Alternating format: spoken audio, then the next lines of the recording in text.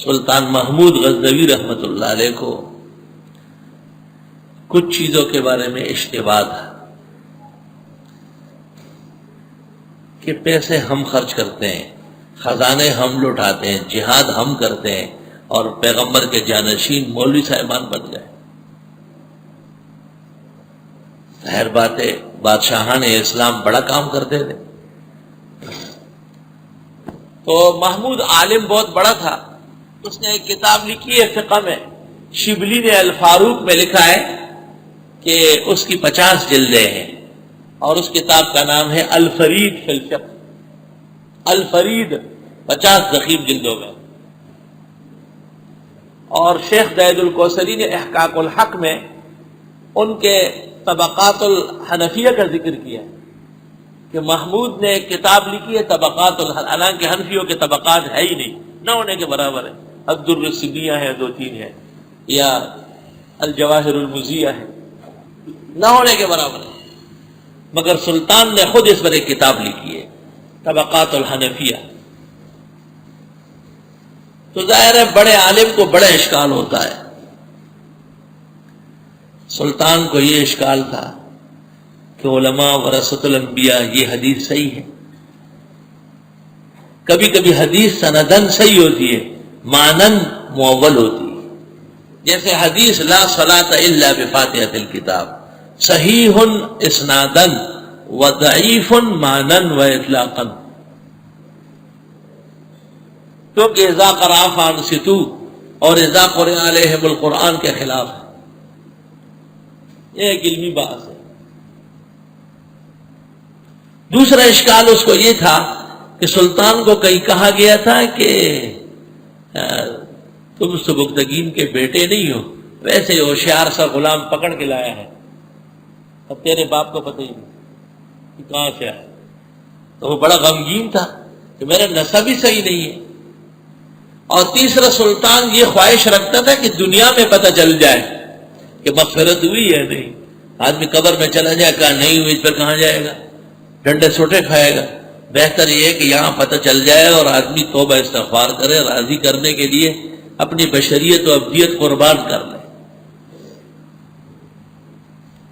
یہ 3 اشکال سلطان کو تھے۔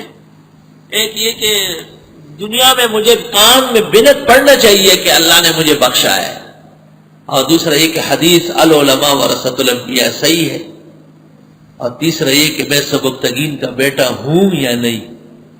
تاریخ فرشتہ میں یہ لکھا ہے پورا واقعہ ہے۔ کہتے ہیں ایک رات کو سلطان شاہی عملے کے ساتھ غزنی کے بازار میں گھوم رہا تھا۔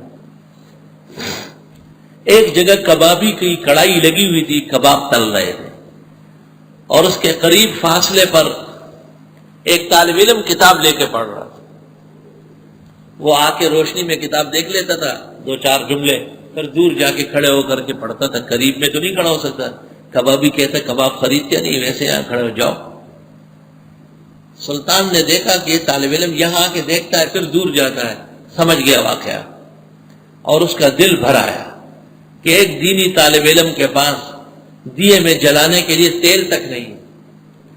تو شاہی مشعل بردار کو کہا کہ یہ ایک مشعل طالب علم کو دے دو۔ وہ جو بادشاہ سے آ گیا کہ مشعل چلتے تھے راستے، مشعل بردار نے مشعل لے کے وہ قندیل طالب علم کو پکڑوایا۔ طالب علم اذا وجدت فقد اڑپتا، مشعل پکڑ کے سیدھا بھاگا، کام ہو گیا، خدا تعالیٰ نے دعا قبول کی۔ کہتے ہیں اس رات کو سلطان محمود غزنوی نے خواب دیکھا، اور ختم المرسلین جناب نبی کریم صلی اللہ علیہ وسلم کی زیارت ہوئی، اور حضرت نے فرمایا اے سبکتگین کے بیٹے، آپ نے جو وارث الانبیاء کا احترام کیا، اللہ تعالیٰ نے آپ کی مغفرت فرما دی،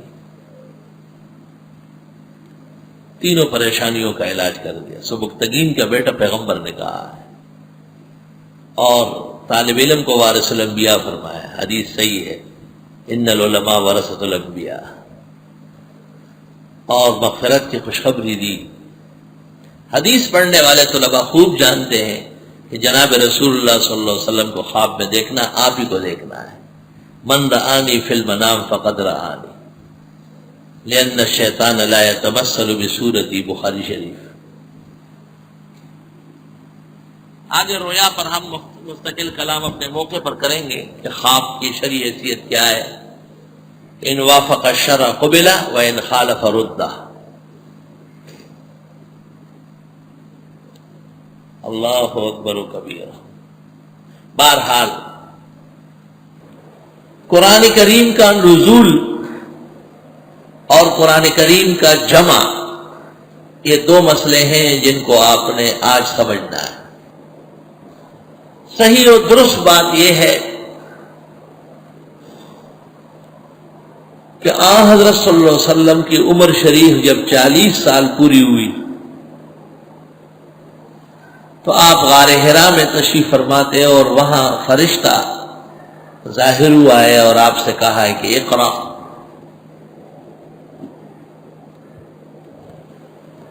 آپ غار حرا اس لیے تشریف لے چلتے تھے کہ ماحول شرک اور کفر کی وجہ سے ناموافق تھا۔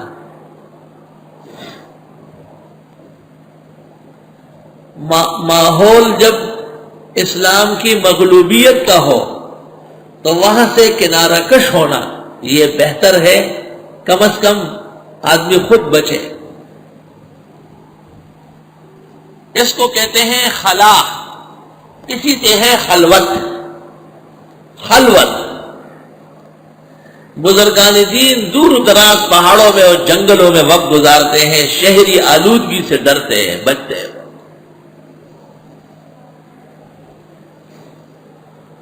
جب وحی آئی اور آپ کو اطلاع کر دی گئی اور خدا کا پیغام پہنچ گیا تو یا ایھا المدثر و یا ایھا المزمل، یہ دوسری تیسری وحی ہے۔ پہلی اقرا باسم ربک الذی کی 5 آیتیں آئی۔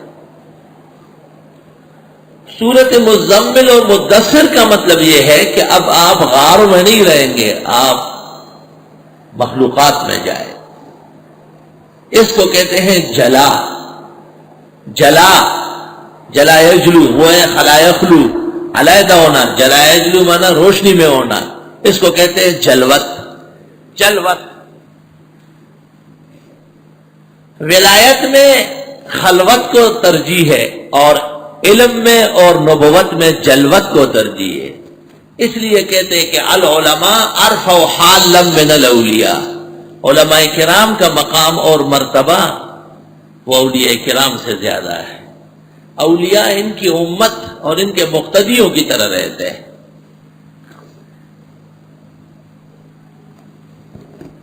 دیکھتے نہیں کہ فضل و شرف سب علماء کے لیے ہیں۔ انما یخشی اللہ من عبادہ العلماء یعلمہ علماء بنی اسرائیل۔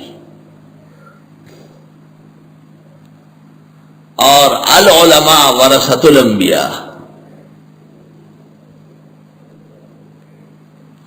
علماء کرام یہ انبیاء علیہ السلام کے وارث اور جانشین ہیں۔